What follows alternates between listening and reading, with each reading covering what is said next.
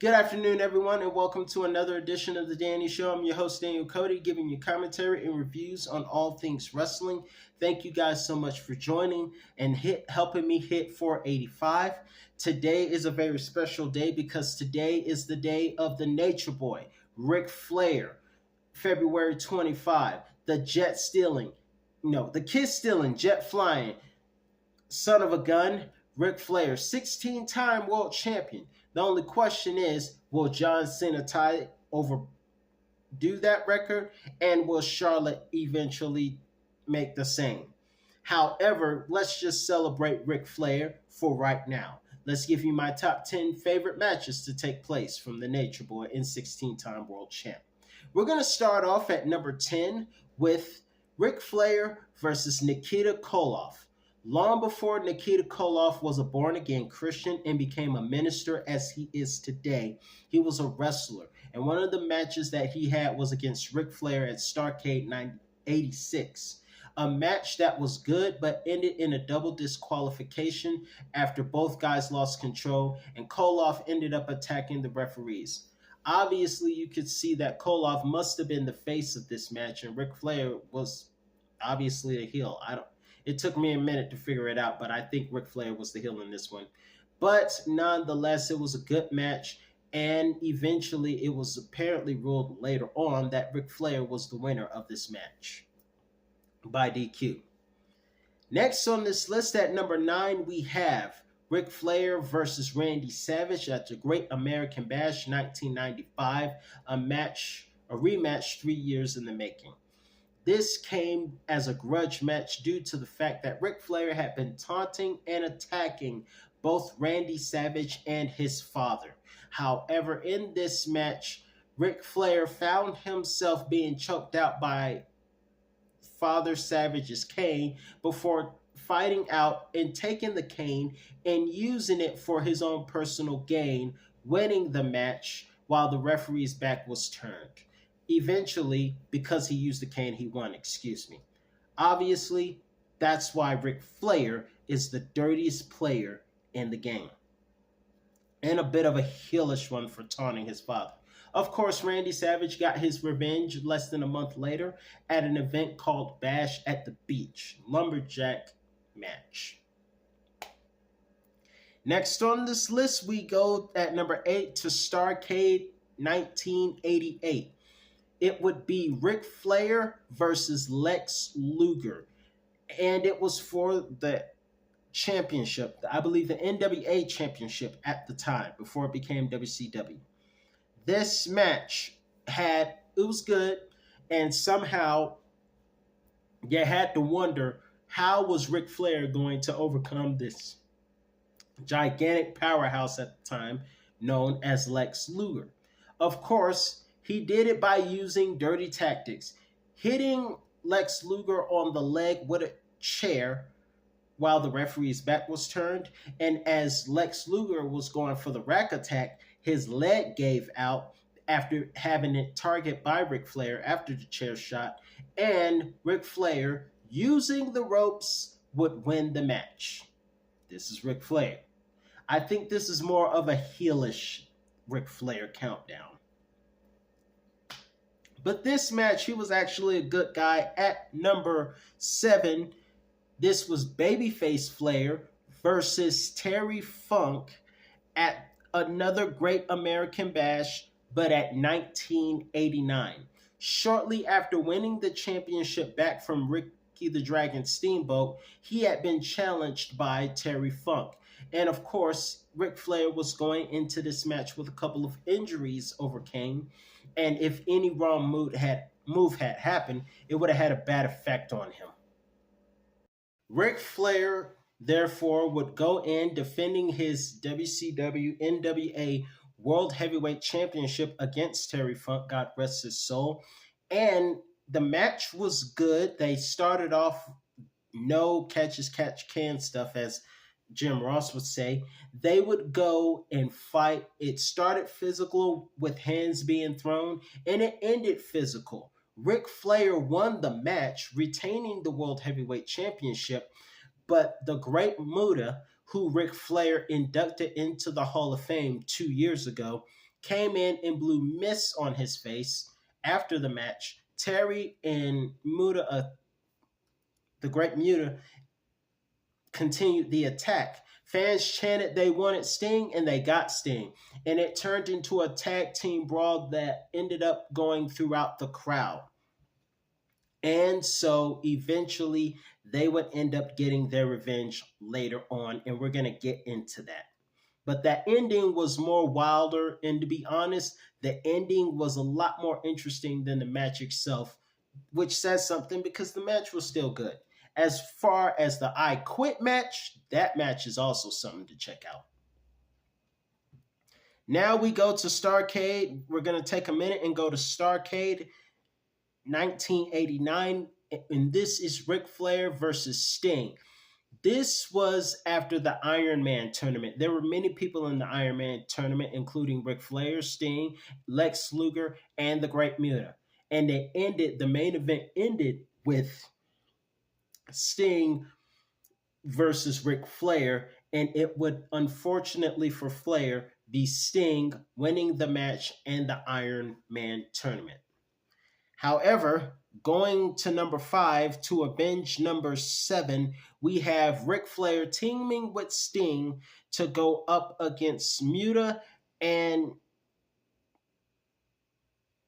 Terry at the Electric Thunderdome match, which saw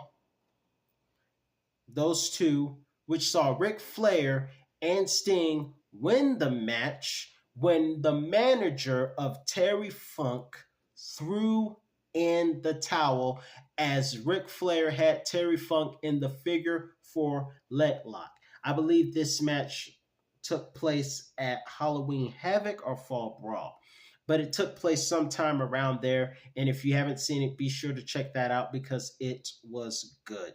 And it was electric too. I wonder if WWE could get that type of electric cage match.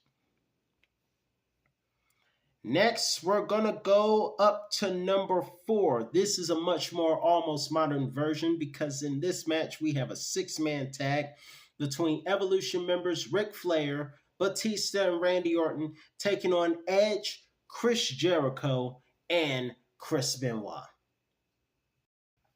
This was Raw's 6-man main event. It took place on August the 2nd, 2004 in San Antonio, Texas. And this was a match where near the end of the match, Chris Benoit had Ric Flair. By the way, Chris was also a part of the 4 Horsemen. And of course, there were 2 Chris's, and I want to point out something funny that happened. Jim Ross made a mistake accidentally during this match because during this match, Randy Orton and Evolution were making an entrance, and Randy Orton was set to face Chris Benoit at SummerSlam. Jim Ross accidentally said Chris Jericho for the World Heavyweight Championship. That was funny to me. But in the end, Chris Benoit had Ric Flair for the sharpshooter. Randy Orton would counter with the RKO and win the match for the team. So much credit, truth be told, goes to Randy Orton, but Ric Flair was part of the winning team. At number 3, we have Ric Flair. We're going way back in time. Ric Flair versus Butch Reed, God rest his soul, on the date of April 7th, 1982. Where were we even a thought at that time? But in any event, 1982. The match it was a good match between Butch and Ric Flair. First of all, there was a particular segment that happened a while ago, and Ric Flair called Butch a monkey and said, "Get this monkey out of the ring. He doesn't belong in the same ring with me." We're celebrating Ric Flair, but I just need to say I really don't appreciate that, Mr. Nature Boy. I don't. But in any event, Ric Flair and Butch Reed went at it. Ric Flair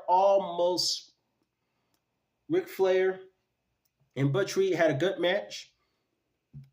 It went into overtime.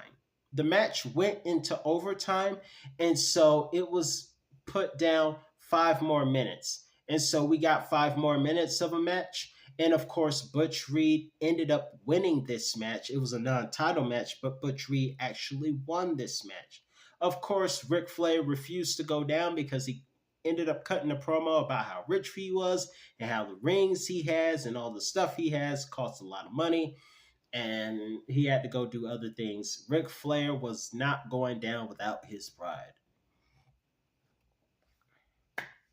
Next, set number 2, we have Ric Flair versus Ricky the Dragon Steamboat at a taped event, at a recorded event, because there was no commentary in this one, at a recorded event that took place in Landover, Maryland. This was in, I believe, 89. The second of many matches in their rivalry together.